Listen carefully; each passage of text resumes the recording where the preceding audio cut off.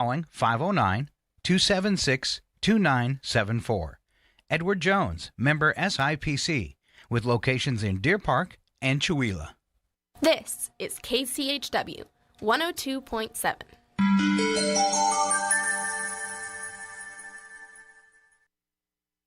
We interrupt this program to bring you a special report.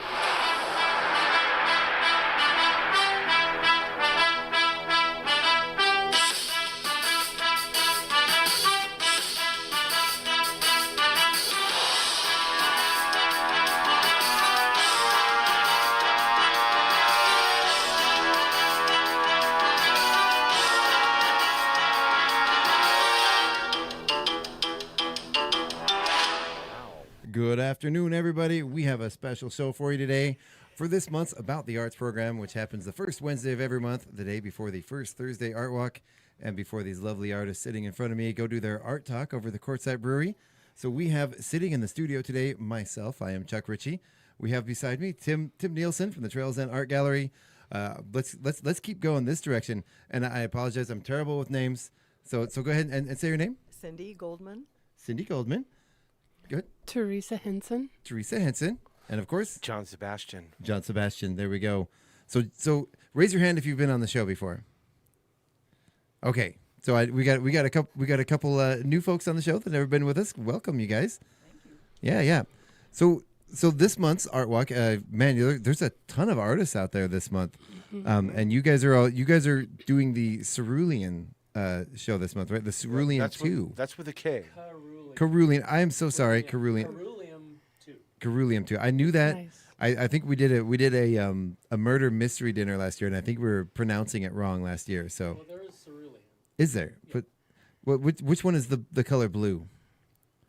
That would be cerulean. Cerulean. Oh, okay. See, that's what I was thinking it was. Yeah. So, and I thought it was spelled differently. I'm sorry. There is an interesting story behind that. I want to know. Please tell me. Well, as far as I know, and it's all based on Linda Hyatt Cancel, who is the person that has conceived this concept, this whole show. It's Latin for the color blue.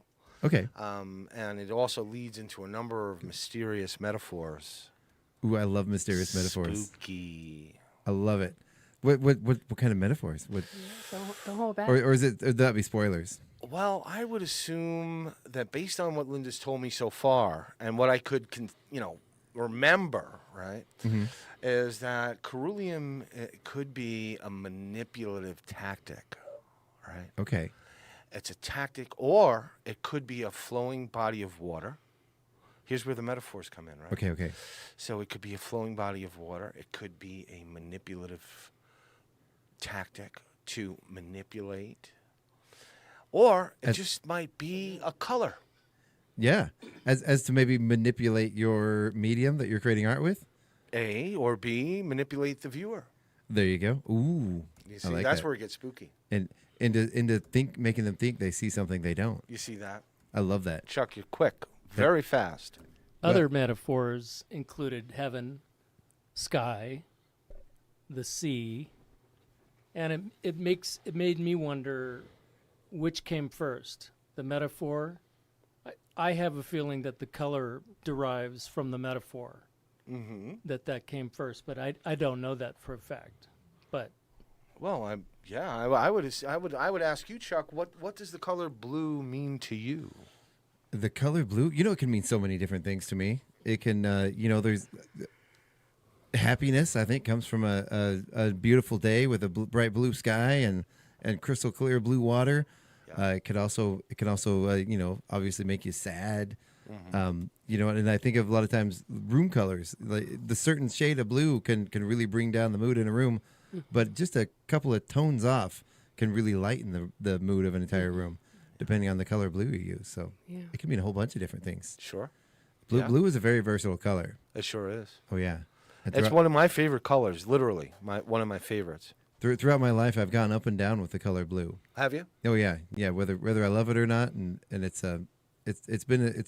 really do have throughout my life. I've had kind of a love-hate relationship with the color blue in general. Interesting. As a whole, yeah.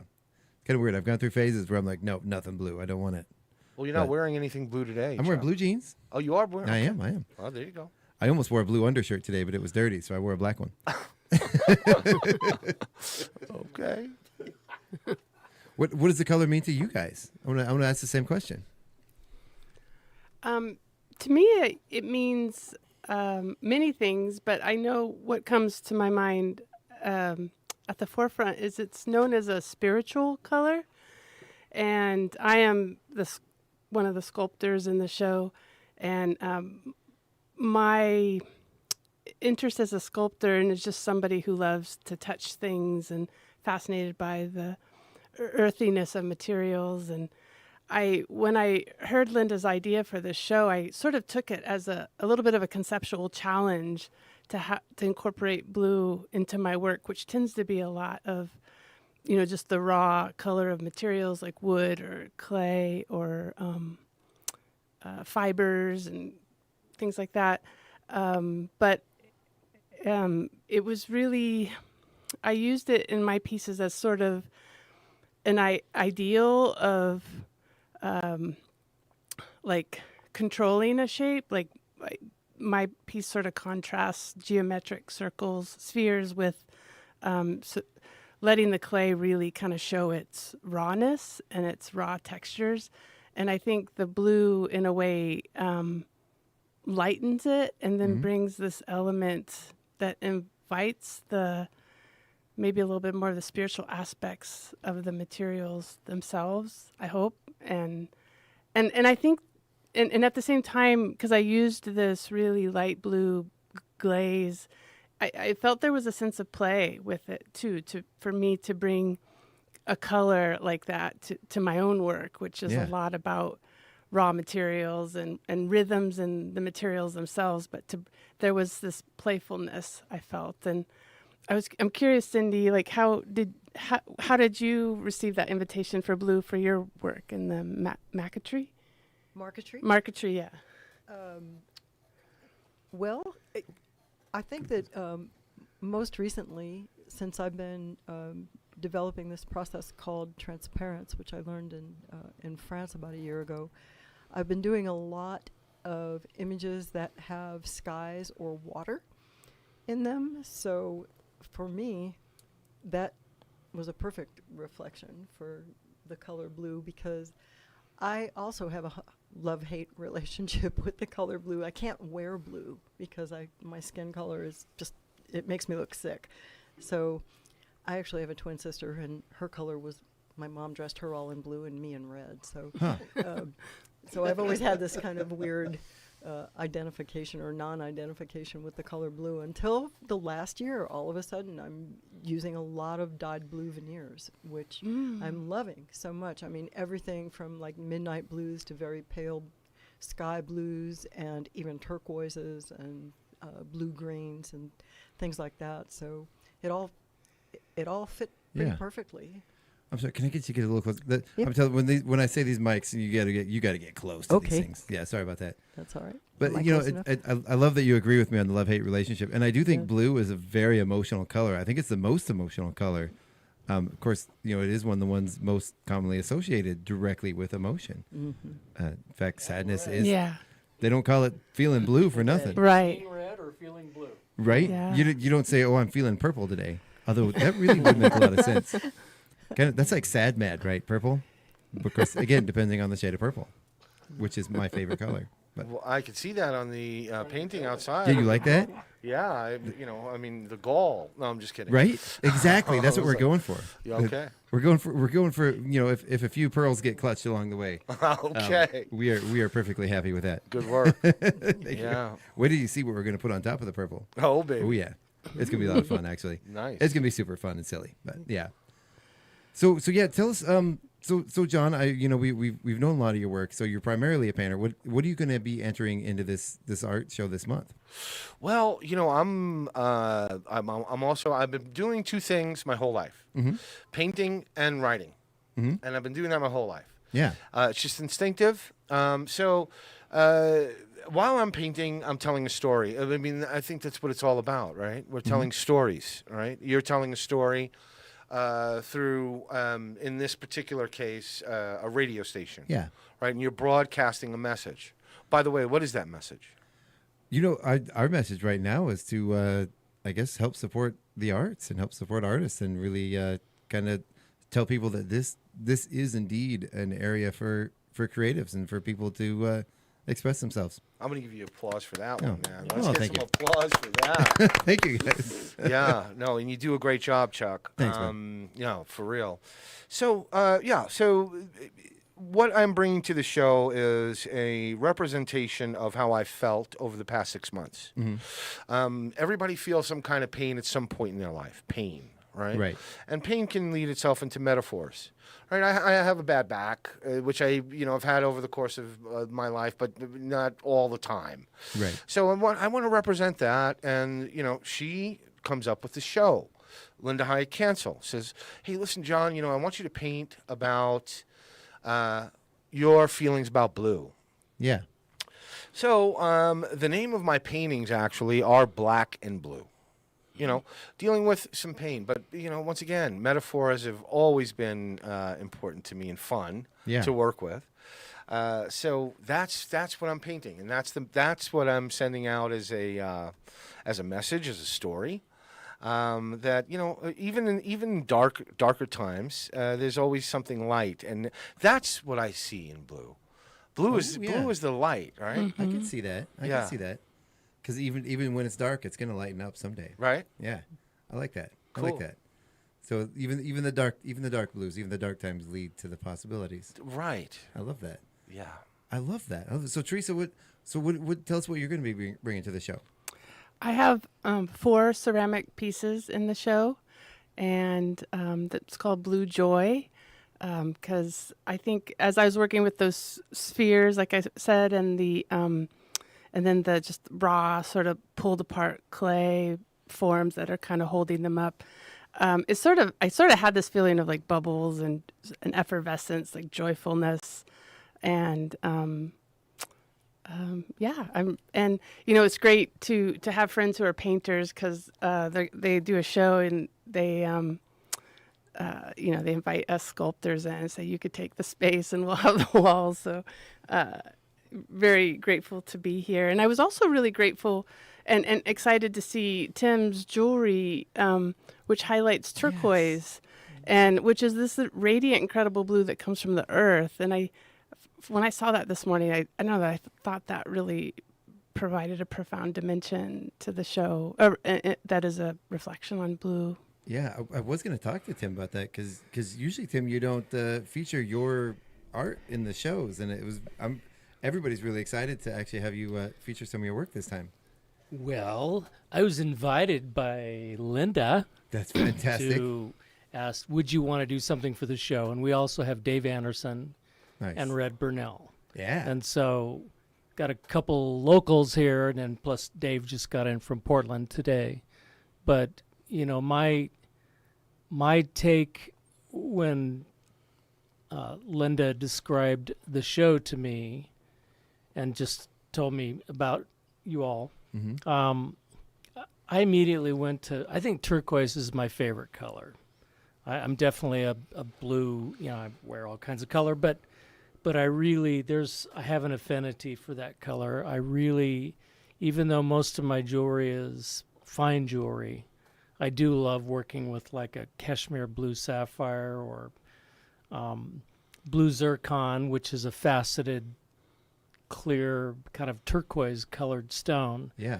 But I'm really kind of mesmerized by it. And the challenge for me was really as a sculptor, and I was so happy when Theresa was to see that you were in here, because it really does fill the space out to have all those display units and have stuff, ceramics and sculpture and small paintings, and in this case, jewelry, to really utilize that whole front space. And the show is dynamic. It's incredible. I cannot wait, first off, for people to hear the art talk tonight, because there's a lot to unpack with the art and the whole concept of the show, which will be fun.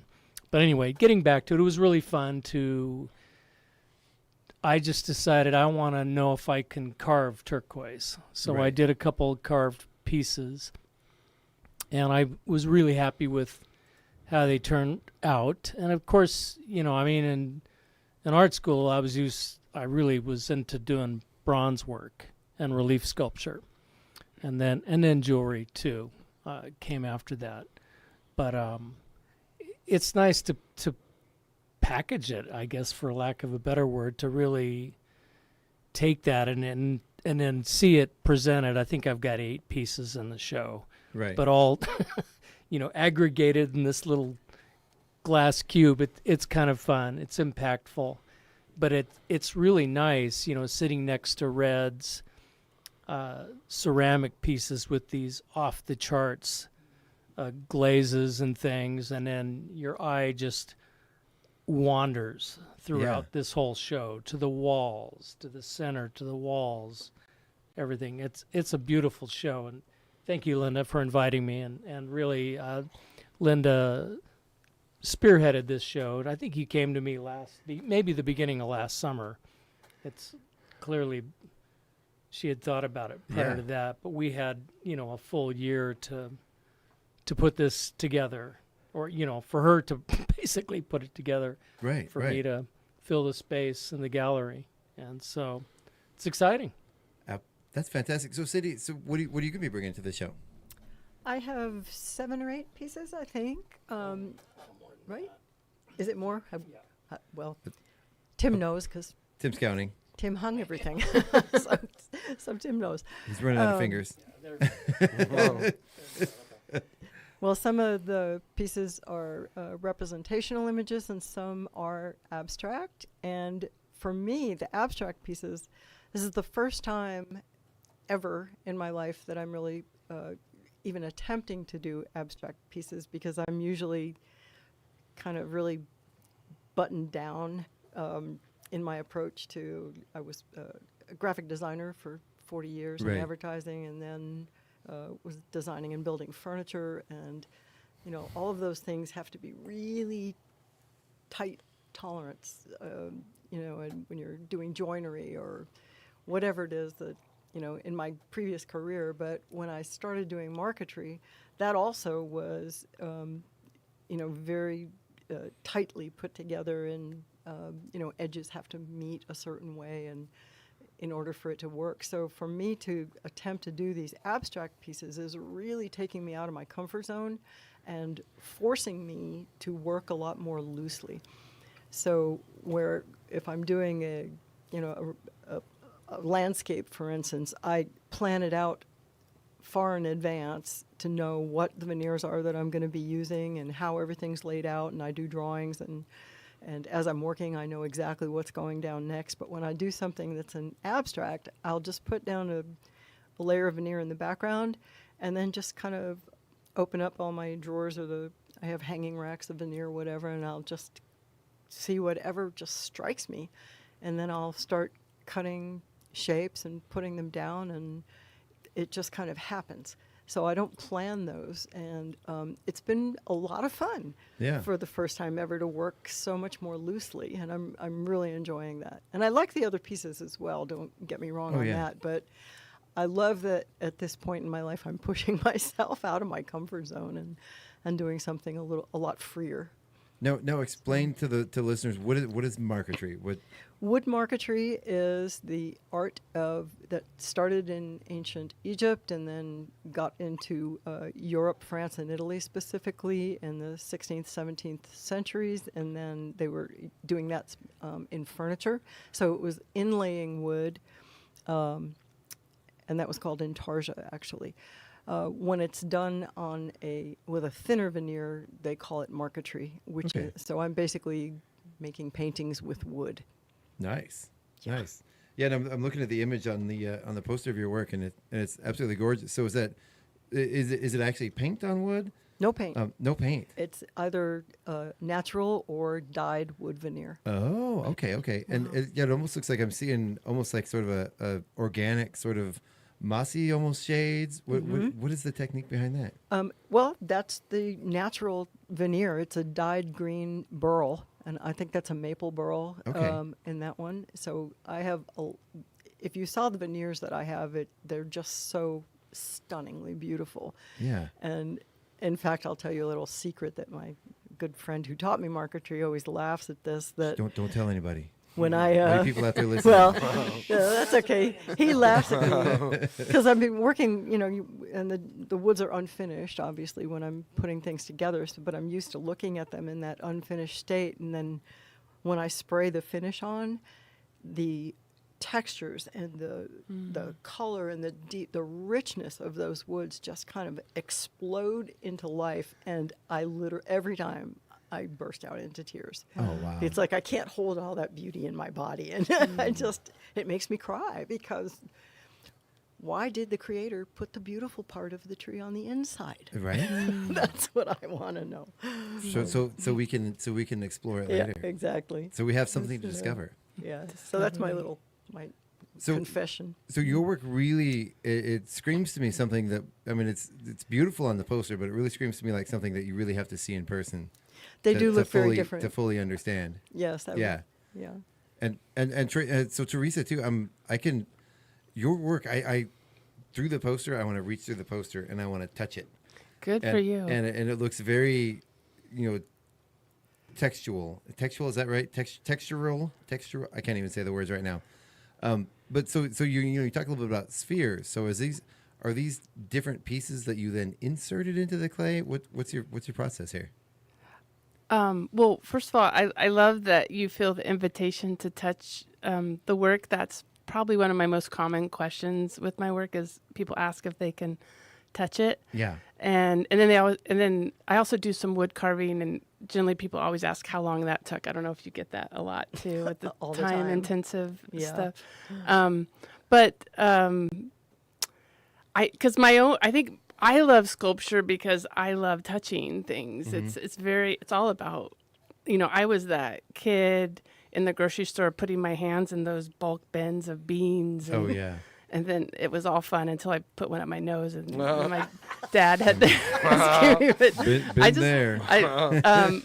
My love of sculpture just comes from being able to touch things and explore materials and the rhythm in materials, and to I hear this for you, with the marquetry, like letting the materials direct the creative process and how that goes. And so for a few years now, I've been exploring clay and ceramic sculpture. I had somebody look at my woodwork and ask it if I'd ever explored ceramics, and I hadn't actually at that point. And I just felt like that was one of the best suggestions I've had in my creative life, is that I should explore clay, which I'm having a ball with, really. But so again, it was.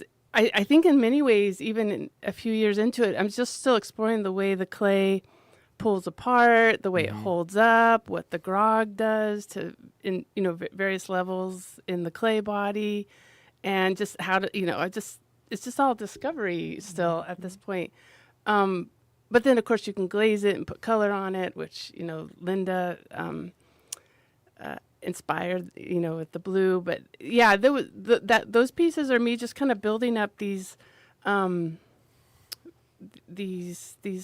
of rough slabs of clay, and then just sculpting the spheres and scratch and attach. That's what you do when to get a good bond, and then bisque firing them, and then coming back and adding the blue, and then putting them to the glaze fire.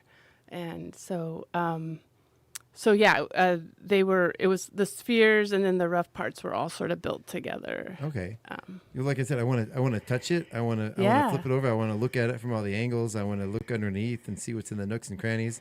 And it kind of has almost like an organic vibe too. Like maybe this is something that could be found in the ocean. Yes. Yeah. A word that comes to mind is benthic. When we're talking about cool words like I've been thick, but then I lost some weight. No, sorry. which is sorry. that's funny. But benthic means of or relating to the ocean, and I've used that word in the past. So, and this is a thing too.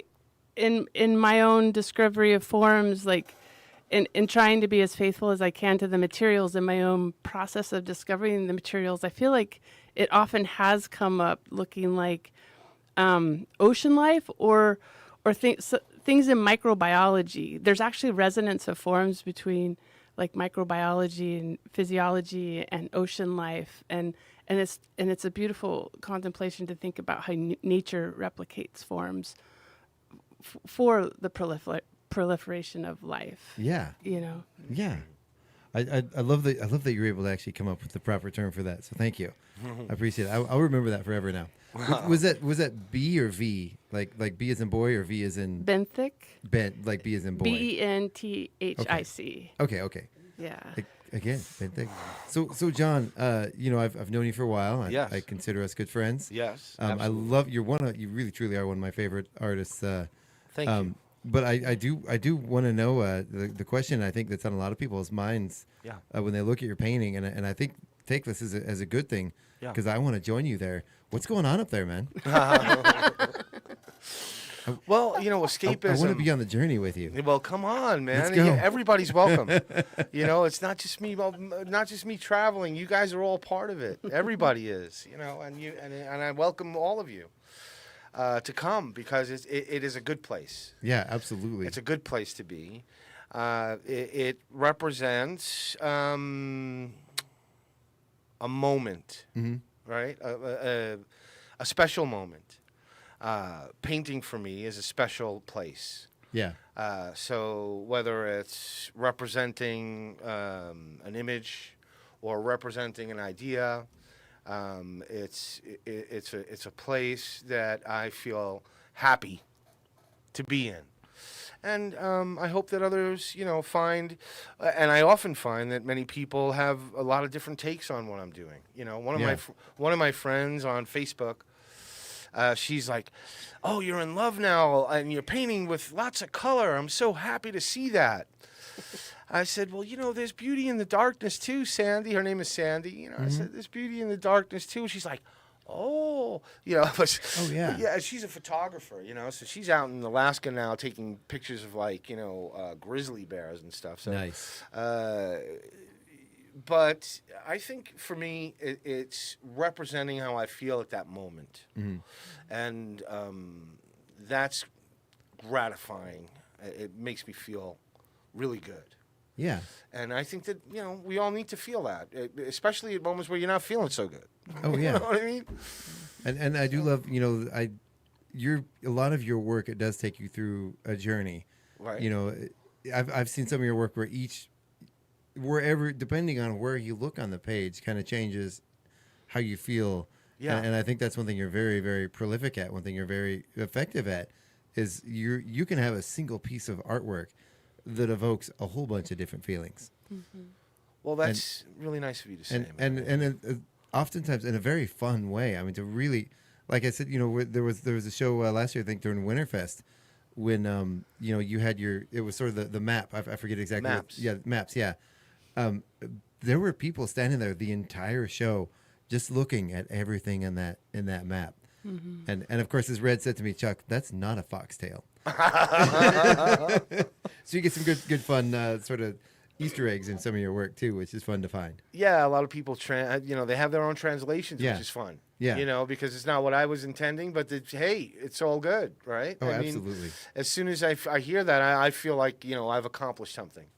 Absolutely. I've done something good because my main goal, I think, if I have any goal at all, is to inspire someone to translate what it is that I was doing in private. Yeah. You know exactly. what I mean?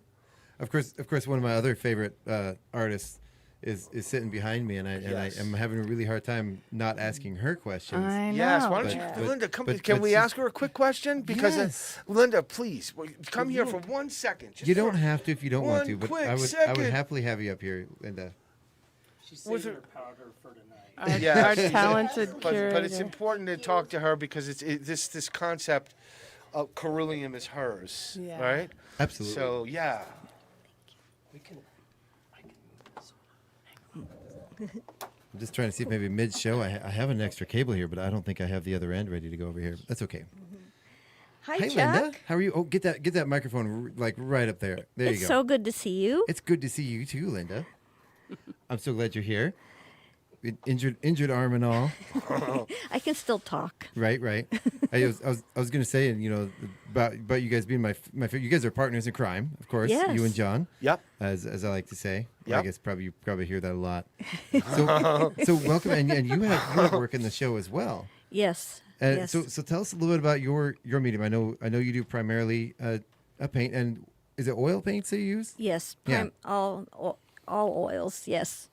And my study for ceruleum was twilight. Yeah.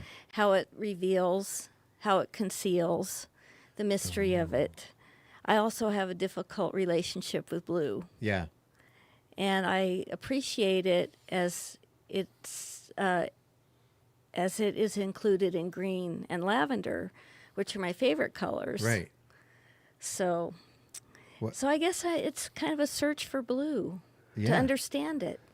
And was that your inspiration for this show? Just for the exploration of blue, or for Well- all the meanings of the word? It kind of came out of the sky, the way Yeah. a songwriters say a song comes to them.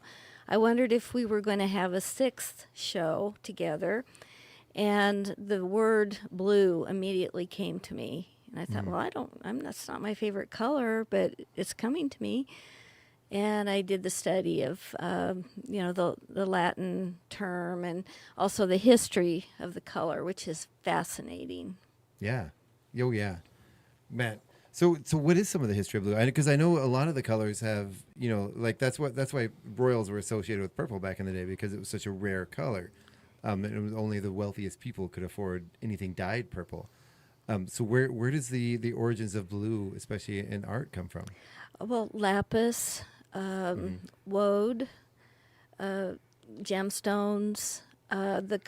It's the color of the Mother Mary that they associate with her.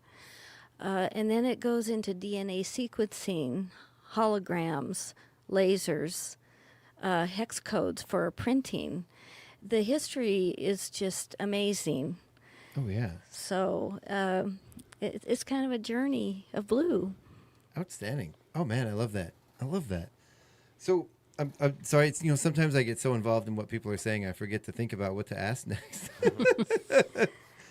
So, and what other kind of pieces? I want to talk to Theresa more a little bit about some of the pieces that you have. Do you have other? Is this sort of like a theme that you're doing this week, or this month rather, or is it? Are we going to expect all different kinds of stuff? With my other work, Yeah. We'll see. Okay. I don't know. I think yeah. I'm going to continue with this, and also with that contrast of say organic and geometric forms together, which is kind of what makes say the art of gardening work or architecture in a site. But I also wanted to add, when Linda came up with this idea on a show that reflected on blue, it took me to one of my favorite artists, Yves Klein. He was a kind of mid-century, 20th century artist. And he was, performance artist, very avant-garde French guy. But he looked at the blue of Renaissance and medieval paintings of Mary's robes and decided to make a whole body of art just focusing on that blue, and kind of inviting us to reflect on, because it is, for her, it's a symbol of spirituality, and so he sort of took that color out of the context of the person or the ideology or the religious tradition, and asked us to just sort of reflect upon it. And in a way, I feel like that opportunity is what Linda gave us here, both for us as artists and then, of course, for those experiencing the art. And I just thought that was just so exciting.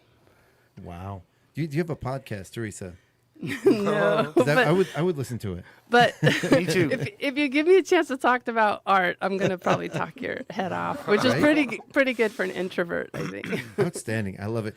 Sometimes introverts make the best radio personalities. Really? Oh yeah, absolutely. There's a lot Are of. you an introvert, Chuck? I am not. I don't think I am. I'm one of those people. My wife and I are. She's a very much an introvert. We go out in public. She comes home and has to collapse. I come home and I have to wind down because my energy levels go through the roof when I get home after an event. Wow. Yeah, Wow. Interesting Cool. thing. Very cool. That is interesting. Right. So Cindy, so some of your other work, do you use blue a lot in? Was this a show that really sort of spoke out to you? Using blues in your artwork, or is it? Yes, I've Make used sure you more get right blue. closer. Yeah. I use more blue for pieces in the show than I typically use. Yeah. Because I'm not typically drawn to that color. Yeah. I'm definitely more in kind of earth tone greens and golds and browns and that kind of thing. And the blues, though, were just, I don't know. You were talking earlier about the blue being a happy color and bringing joy and happiness, and the sky and the water has always been just such an incredible part of my life, especially water. Yeah. And I just always grew up around the water, and living in Austin now is the farthest I've ever been from the water. Yeah. Much to my chagrin, but the sky certainly. I mean, I'm just always fascinated with the very subtle differences that in the skies from dawn until dusk and all the way through the day, and how the light changes and how it affects my mood and how it affects people around me, and even my dog and animals that I've had are react to changes in the light and in the sky, I think. So it's been a really interesting journey for me this year. Yeah. Using colors that I don't usually use, and just being really excited by them because, like I said, anywhere from turquoise to lavenders and purples and midnight blues and pale, pale, pale, barely there blues, and Yeah. it's all, the range is pretty spectacular. And Absolutely. And so, have you enjoyed it? Do you think you'll be working more with blues in the future? Yeah, I have enjoyed it quite a lot. Now I seem to be really drawn to those colors more than I ever have. And when I'm looking for reference for the pieces that I do, I am really more drawn to things that have water and sky and beautiful blues in them. And so I think this love affair is just starting to really blossom. I love that. And I'm in love with it. I love that. I will have to say I have a retraction to make about purple being my favorite color. Tim brought up turquoise, and I've heard a lot of talk about turquoise. I think turquoise is right up there, though. It's a tie. Yeah. How do you pick a favorite color, though? It's kind of like, what's your favorite breath of air? What's your Right. favorite song? Yeah. How do you choose? Yeah. Wow. Favorite cat. Well, I think my Favorite cat? favorite color is Right? new leaf green, I call I it. love the You New know, the leaf color green. of green when yeah. things are coming back after the winter. Yes. And that incredibly vibrant, just When- beautiful lime green colors. When you drive down the highway and it's almost electric. Yeah. Yeah. I know exactly what you're talking and, about. And I just love that color. That's life to me. Oh, just absolutely. seeing that When you're color. driving across the highway with fields on either side of you, and they're just starting to come up out of the ground, and it's that Yeah. most. I love that. Yeah, it's wonderful. So I have a quiz for you, and partially because I'm trying to remember the term and I can't remember what it's called. It is a type of blue, especially in the South. There's a whole bunch of different reasons why they do it, but it's a term for the technique of like painting your porch, your upper porch, this light color blue. Paint blue. Paint blue. Paint blue. That's exactly what I was thinking of. Yeah. Yeah.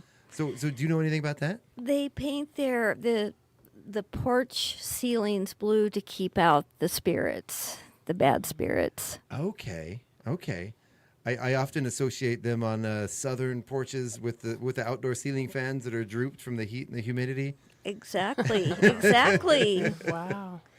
And I suppose the color, like you said, does cool down the space visually. Yeah. Well, it's sort of especially for like a shorter roof, it sort of makes you gives you that feeling of the blue sky above you. We originally, when we did our porch, we painted it that blue color. It didn't last very long because it didn't go with the house. But yeah, that's a long story. That's my story. So along with this, do you have, we talked about all the different meanings of the word other than blue. Are there, John, I know you talked a little bit about some of the deception, some of the fun things you can do with it. Is there any of that any of you have incorporated in your work? Oh, I just was exploring Twilight Yeah. in this show, and the sky is so beautiful at twilight. Driving home last night, it was like, oh yeah, gorgeous.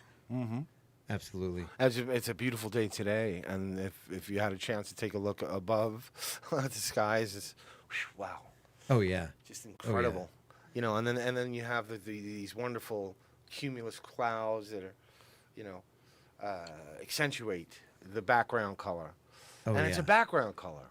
Right? Yeah, it's a background color, exactly. so it allows other colors to present themselves, even more prolifically, right? It More, recedes. right? Yeah. Right there, blue recedes. Yeah, right. You- And I saw how which is another interesting idea, is how Tim, excuse me, has got an eye for many things, right? As a sculptor, as a jeweler, but also as when he decided to create the poster. Yeah. We were at home, Linda and I, and Linda said, "You know what, John? We should take one of your black paintings and make it the background for the poster." I said, "You know what, Linda? Why not let Tim make the poster?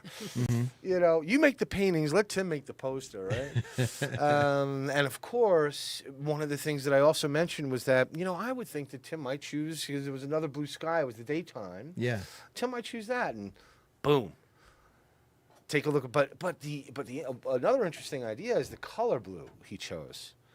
What was the idea behind that particular shade of blue, Tim? Linda.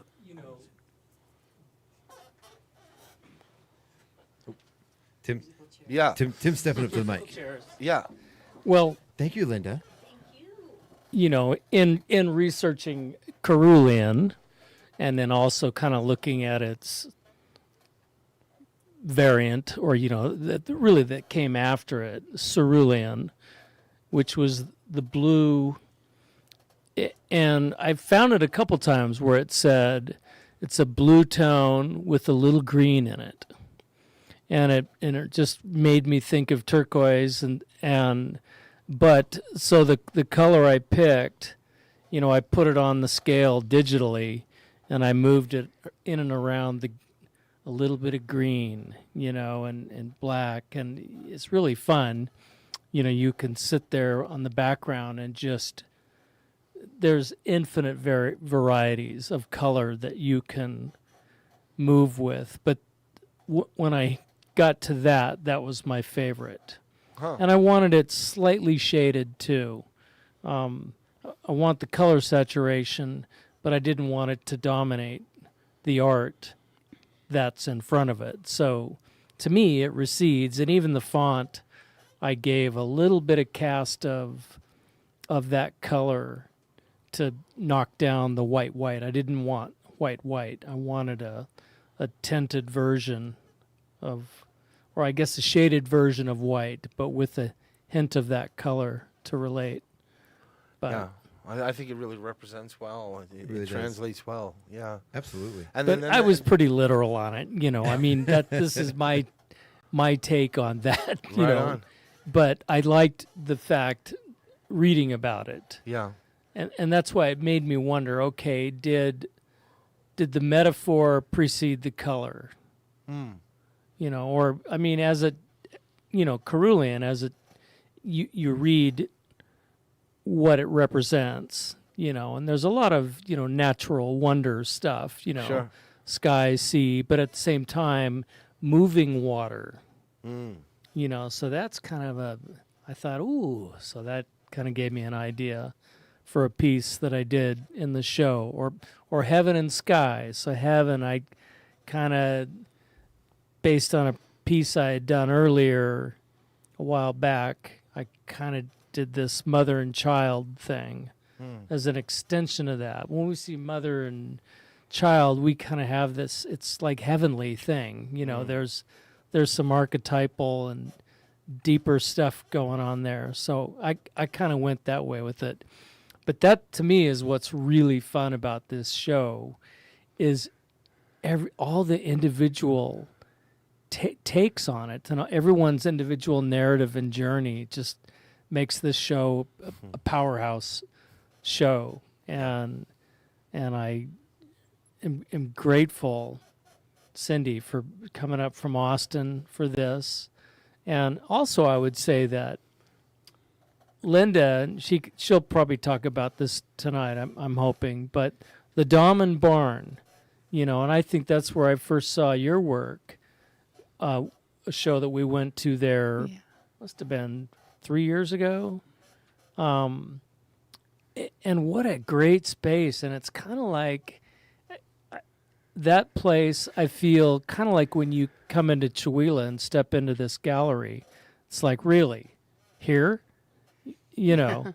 And so you go to the Dahlman Barn and you come to Union City, and it's way smaller than Chihuahua, and yet there's this incredible space for showing art. And it's cavernous, and at the same time it's intimate. It's a really interesting space. And so to see, and it needs sculpture to fill it out. You know, and it's a great venue for sculpture because of the height of the ceiling. And I'm hoping Julie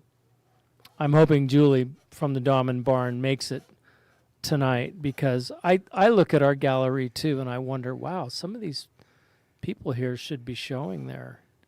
You know, more than Sure. you. Oh yeah. But you know, it's a great space. Yeah, it's just a quick blip on the artist. It's Artisans at the Dahlman Barn. Yeah. And it was conceived by a woman named Jeanette Dahlman, who before it became a gallery or a venue, it was a milk Dairy barn. A dairy barn. Yeah. You know, where they produce milk. They have the cows, and which you can still see there, which is also very cool. They'll have a cow here, or they'll have a cow sculpture, and finally, Julie Heitzman Hartwig. I love that name. I love her name. It's wonderful, and she's a wonderful person. But she's got a heavy duty job. It's actually huge. It's a 3-story barn, which was completely re-renovated and turned into like this. You know, my painting's like a spaceship. It's like a spaceship, man. It's like, it's out of this world. It's out of this world. And one last thing. Where's it located? It's in Lewiston, right? It's in Union City. Uniontown. Uniontown. Okay, Uniontown, which is Washington. between Lewiston and Pullman. Yeah. Right. Okay, next time over there, I'm gonna have to check it out. You got to check it out. Yeah, and absolutely. you go through the Palouse, which is 160 miles of wheat fields and mountains. Of gorgeousness. Right? Yeah. And it's just one highway, a 2-way highway. Cars coming this way, cars coming that. It's just one strip all the way through. John, Linda, road trip? Let's go. I'm ready. You just let us know, Chuck, and we're on. We're going. Yep. Right on. And in the spring, the explosion of green, which is, we went down there in May, right, and it was just incredible. Right. That drive down was Out of phenomenal. This world. Yeah, it really was. Absolutely. So before we wrap up here, you guys are doing the art talk tonight at the Courtside Brewery. Is it just going to be the 4 of you here, or is there going to be more artists joining? Well, so Linda's really going to give a good background about the show and introduce. John will be talking a little bit about his art. Dave Anderson, myself, and Red Burnell won't be talking about our art, but we'll all be there. Right. And then Cindy and Theresa, Cindy and Theresa will be giving a talk about their work. So it'll be really nice. You know, Very I think cool. the doors open, I think at 6 or a little after 6, and I'll be there setting up, and the artists roll in around 6:30. And we usually get the talk underway about 10 to 7, and it'll go about an hour, and then we let everybody kind of socialize and finish their beverages Yeah. and whatnot, and conversations, and then we do a soft open at the gallery a little after 8, you know, because some people, and I understand, maybe they can't make tomorrow's First Thursday Art Walk, you know, the formal open for the show. But so it's nice to make the show available. Yeah. And especially after you've heard the artist's narrative, it's really fun to go over and go, oh, It you know. really does change how you see the work, knowing Yes. the story behind it. It really, it's like two different art pieces if you see it before and after you hear the story. It really, truly is. I noticed here in the studio that I'm looking at a bumper sticker that says "Support Live Blues," which is, of course, referencing the musical form. I was like, that could be a good tagline for our show. Support live blues. That's oh cool. yeah, There you Doug- go. That's very cool. Yeah, you can join in tonight on KCHW for the Dirt Road Cerulean with Doug with Dirt Road Doug. I love it. Yeah. I love it. So then the tomorrow during the art walk, we've got so at the Trails and Gallery, of course, Tim, we have your work. We have work from Linda Hyatt Cancel. We have work from Theresa, Cindy, John, and there's another one here, Beth. I hope I'm pronouncing this name right. Rimmelspacher. Rimmelspacher, thank you. Thank you for doing that, because Yeah. it's Red really hard to Burnell, see it on Dave the poster. Anderson, Yeah. Tim Nielsen, Yeah. and Cindy Right. Goldman. Red Burnell. Yeah.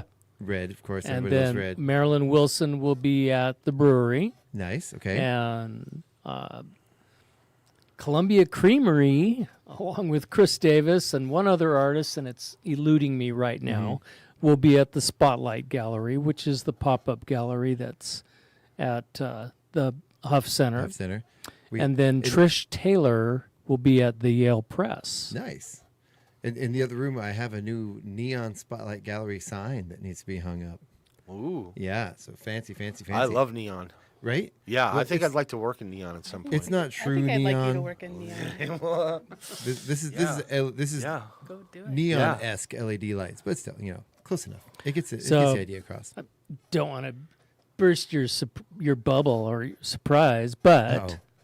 KCHW may be in the next First Thursday Art Walk for Yes. August. Ooh. Yes. It's kind of an unveiling Wow. of their great redone entryway and new light. Oh yeah. Cool. Well, Right. It'll be pretty cool. I didn't want to hog the spotlight, but yes, I believe it's August 6th. I think that's the date. It is the August First Thursday Art Walk. We'll call it that. I know I've looked up the date before. Yeah, it's the 5th or the 6th. Yeah. Yeah. It's one of those. But yeah, so we are going to be sort of at the tail end of the art walk. We're going to have live music starting at 7:30. It's going to be Rockabilly Space Force is going to be playing out in the alleyway in front of the building. We're going to be unveiling our new facade improvements, which includes a combination of mural work, lighting design, and actual steel sculpture work. Wow. As well as our new neon sign that's going to be going up the side of our tower. Cool. So yeah, we have a 13-foot tall KCHW going down the tower. Whoa. Yeah, it's going to be. This is going to be something that is definitely going to be unique, That fun is thing. Very cool. Yeah. Kind of one of those. Someone says, "Hey, I'm going to be driving through Chihuahua," and their friends are going to be like, "Oh yeah, you got to stop in front of the radio station and get your I'll picture be taken." there. Yeah. So it'll be a photo op. It'll be interactive art, a multimedia display. It's going to be a lot of fun. Whoa. So working with an amazing team of artists from around the state. Nice. So yeah, really looking forward to this. That one. sounds like fun. Yeah. It's gonna be incredible. It's gonna be incredible. If I have more time, I'll tell you about it right now, but I'm not.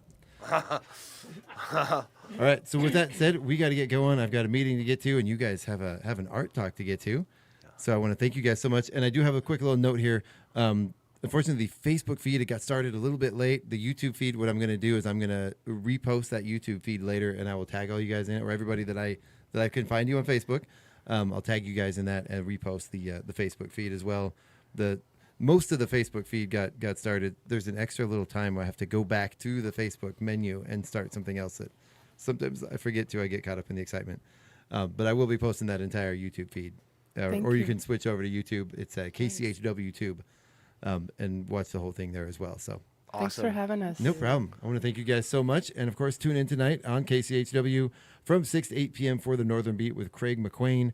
8 to 10 p.m. is Dirt Road Blues with our very own Dirt Road Doug McQueen. That's going to be live in the studio. Then from 10 p.m. to 1 a.m., we have Planetary Radio, Sea Change Radio, Echo Shock, Total, and Earth Date. And again, make sure to check out the first Thursday Art Walk tomorrow, as well as the Art Talk tonight at the Quartzsite Brewery. So I want to thank you guys for coming in. Say goodbye, everybody. Thank you, Chuck Ritchie. Chuck Ritchie rocks.